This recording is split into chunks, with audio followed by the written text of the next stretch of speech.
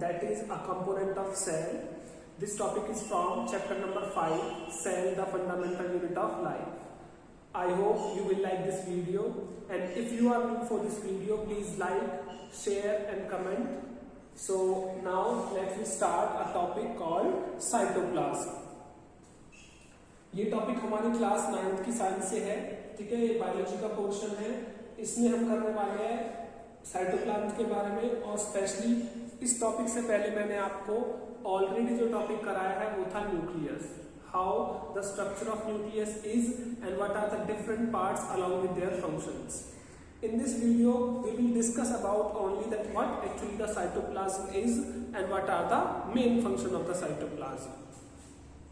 So here we know that every cell has a liquid part and containing different kind of structures. That structures are present in a liquid portion. The content or the protoplasmic mass, the liquid part containing different structures inside a plasma membrane, PM4 plasma membrane, and between the nucleus. Nucleus को हटाकर और plasma membrane के अंदर जो भी liquid part में कुछ structures को अपने अंदर रखा हुआ है, यही लिक्विड पार्ट हमारा क्या होता है, साइटोप्लाज्म होता है. Protoplasmic mass that the cell inner to the plasma membrane and excluding nucleus. Nucleus को हटाकर प्लाज्मा मेम्ब्रेन के अंदर जो भी हिस्सा हमारा प्रेजेंट है सेल का, this is called cytoplasm. Vacuole starts appearing on maturing the cell. जैसे सेल कभी डिवाइड होकर नए सेल्स बनते हैं, तो नए वाले सेल्स का जो साइटोप्लाज्म होता है वो काफी छोटा होता है, काफी कम होता है. But on maturing it start getting increase, और इंक्रीज होने के साथ साथ क्या होता है, इसमें कुछ small structures, empty structures create होने लगते हैं. जब सेल मैच्योर होता है तो उसके साथ साथ उसमें छोटे स्मॉल एम्प्टी स्ट्रक्चर्स क्रिएट होने लगते हैं. That small empty structures are called vacuoles. ठीक है, यही वैक्यूल्स भी धीरे धीरे क्या होने लगते हैं, बड़े होने लगते हैं. हमने ऑलरेडी प्लांट सेल में पढ़ रखा है कि जो वैक्यूल होता है प्लांट सेल का, that is too much bigger in size, actually occupy 90% of the cell volume. But in case of animal, these kind of vacuoles actually are in small in number and small in size, or maybe absent. Cytoplasm के 2 parts होते हैं, means उसमें 2 चीजें होती है. First one is cytosol, सिर्फ पानी वाला हिस्सा, fluid part of cytoplasm. Second one is cell organelle, जो स्ट्रक्चर उसके अंदर परसिस्ट होते हैं, प्रेजेंट होते हैं, उनको क्या बोलते हैं, सेल ऑर्गेनेली बोलते हैं, जिनको हम टिनी ऑर्गन के नाम से भी जानते हैं. फ्लूइड पार्ट के अंदर वो सारे water, ions, enzymes, vitamins, amino acid and carbohydrate, lipid, proteins, all these things are included in this liquid part. But other than that, the three organs are called cell organelles. इनको हम सब microscopic structures का नाम देते हैं, क्योंकि ये बहुत ज्यादा छोटी होती है, ठीक है, सेल से, और इनका स्पेसिफिक फंक्शन होता है बॉडी के अंदर या सेल के अंदर. जैसे आपने माइटोकॉन्ड्रिया के बारे में पढ़ रखा है कि सेल के अंदर माइटोकॉन्ड्रिया होती है, इसका काम होता है सेल को एनर्जी प्रोवाइड कराना रेस्पिरेशन करके.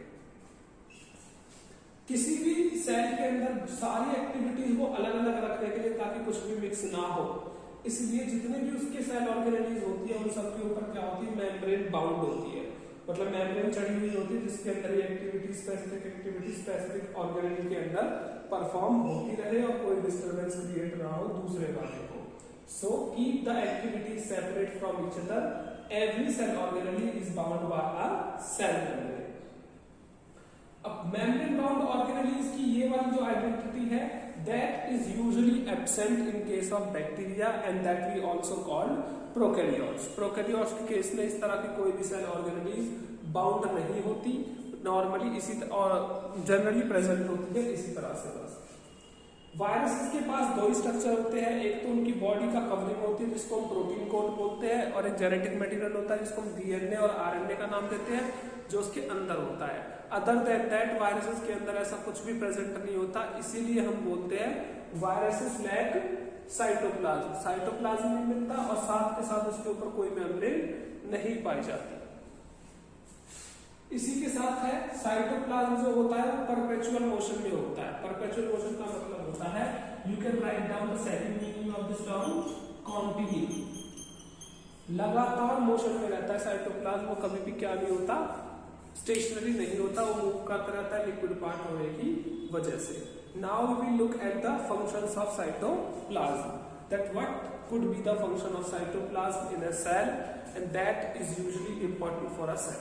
अगर हम सेल के अंदर उसके फंक्शन की बात करते हैं, उसके साइटोप्लाज्म का यानी function of cytoplasm in a cell, तो हमें यूजुअली पता है साइटोप्लाज्म वो लिविंग मटेरियल होता है जिसकी वजह से कोई भी सेल जो होता है एक्टिव होता है।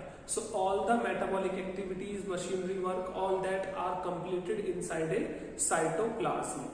ओके, इसी के अंदर सब माइक्रोस्कोपिक स्ट्रक्चर्स भी प्रेजेंट होते हैं जिनको सस्पेंडेड करके रखती है साइटोप्लाज्म, ठीक है, और सेल डिवीजन में हेल्प करते हैं जिससे फाइनली 1 से 2 सेल बन जाते हैं। प्रोवाइड करता है सेल डिवीजन में हेल्प करता है, माइक्रोस्कोपिक स्ट्रक्चर्स को अपने अंदर रखता है, सेल को एक शेप प्रोवाइड कराता है। ये जनरल इसके ही वर्क है साइटोप्लाज्म के।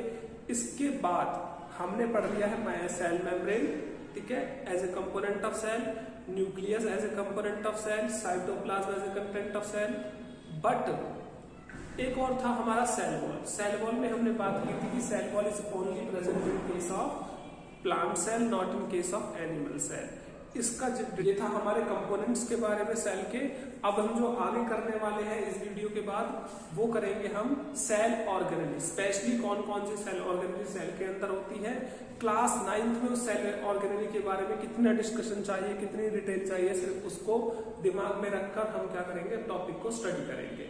इसी तरह मेरी वीडियोस को लाइक करते रहे, मुझे सपोर्ट करते रहे, and I will be more motivated by your comment, by your likes and sharing, that I can make more new videos and some interesting videos that you can love and like. Thank you so much for supporting us and keep watching us and keep learning with a great smile.